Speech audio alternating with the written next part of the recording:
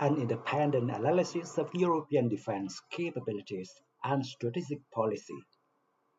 The arrival of the EA-37B compass call in the European theater serves as more than a mere rotational deployment of American air power.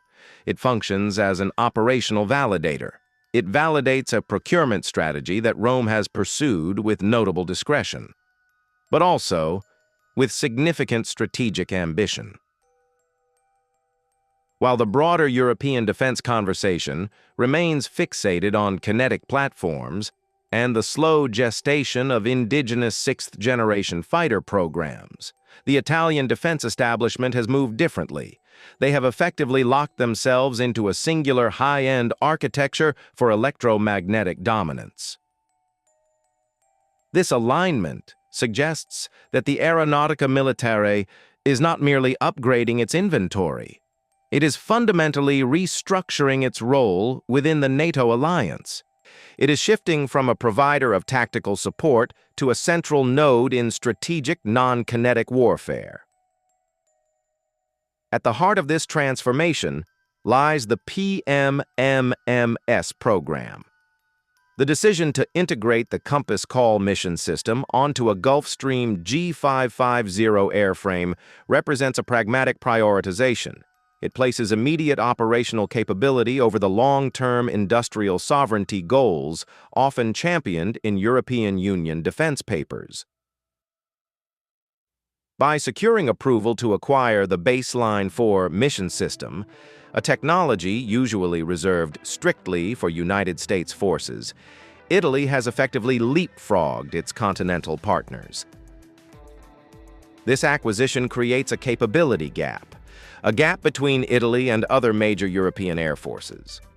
As it stands, neither France nor Germany currently possesses a dedicated standoff jamming platform with comparable reach and spectral density. From a systems perspective, consider the choice of the Gulfstream G550 platform over legacy airframes like the C-130 Hercules. This indicates a doctrinal shift regarding how electronic attack is delivered. The transition from the prop-driven EC-130H to a high-altitude business jet is driven by the physics of the electromagnetic spectrum, not just modernization. The G550 operates at a service ceiling of nearly 16,000 meters, significantly higher than the tactical transport derivatives previously used for such missions. This increased altitude extends the radio horizon. It allows the system to inject jamming signals deep into enemy territory, and while the aircraft remains outside the lethal envelope of long-range surface-to-air missile systems. For the Italian Air Force, this dictates a change in tactics. It moves away from the tactical close-in support provided by the EC-27J Jedi fleet. It moves toward a theater-level role, a role where the objective is the suppression of enemy air defense networks and command and control architectures across hundreds of kilometers. The operational logic implies a tiered structure in Italian electronic warfare capabilities. The EC-27J Jedi, with its proven track record in countering improvised explosive devices in permissive environments, remains the tactical tier. The incoming PMMS assumes the strategic tier. This high-low mix allows Rome to offer NATO a full spectrum of electromagnetic effects, and from protecting a convoy against remote-controlled explosives to blinding an integrated air defense system during a near-peer conflict.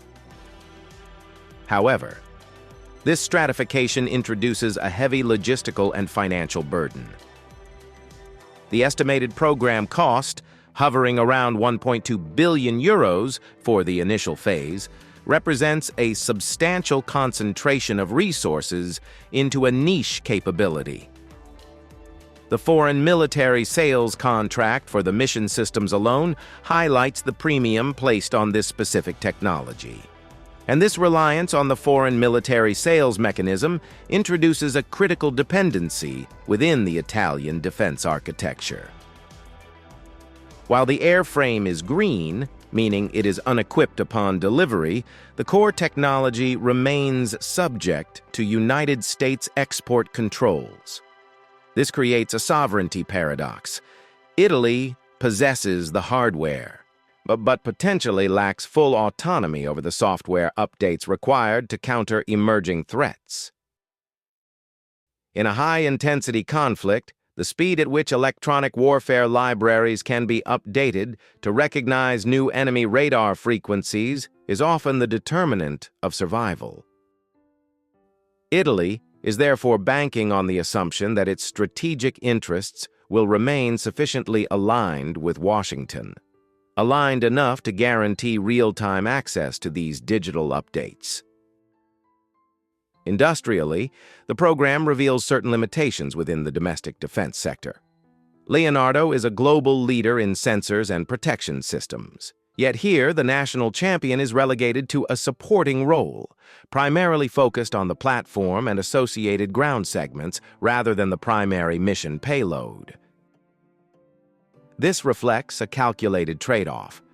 Italian defense planners have likely assessed that developing an indigenous equivalent to the Compass Call system would be prohibitively expensive and technologically risky.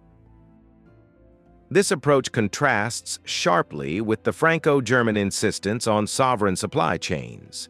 It suggests that Rome views operational readiness and alliance interoperability as superior metrics to industrial purity, at least in this domain. The integration of the PMMMS also hints at a broader network-centric warfare concept, likely intended to operate in a triad, alongside the CAEW airborne early warning aircraft and the F-35 Lightning II. In this operational concept, the CAEW provides the wide area detection. The PMMMS provides the electronic suppression to blind enemy sensors, and the F-35 exploits the resulting gaps to execute kinetic strikes. And this level of integration requires robust data links and a high degree of interoperability. It suggests that the Aeronautica Militare is designing its force structure not just for independent national missions, but specifically to function as a lead nation framework for NATO southern flank operations. There are, naturally, operational constraints inherent in this boutique fleet approach. Operating a small number of highly specialized aircraft creates a fragility in the force structure. A single maintenance issue or accident can reduce available capacity by a significant percentage. Furthermore, the specialized nature of the G550 requires a distinct training pipeline and logistical footprint compared to the rest of the fleet. The geographic concentration of these assets at Pratica di Mare makes them a high-value target in any preemptive strike scenario. This necessitates rigorous force protection measures that extend beyond physical security to include cyber resilience. The trajectory of the Italian electronic warfare program ultimately reflects a degree of realism regarding the future operating environment. By securing the only non-US access to the Compass Call capability, Italy acknowledges a harsh truth, that the next major conflict will be decided in the electromagnetic spectrum, before the first missile is fired. The presence of the US EA-37B in Europe acts as a proof of concept. But the long-term efficacy of this strategy depends not on the hardware itself. It depends on the ability of the Italian defense apparatus to maintain the sophisticated institutional knowledge required to operate it, and the political will to accept the dependencies that come with effectively outsourcing the digital brain of its most advanced weapon system. The result is a force structure that is undeniably potent, but inextricably partially tethered to transatlantic technical authority.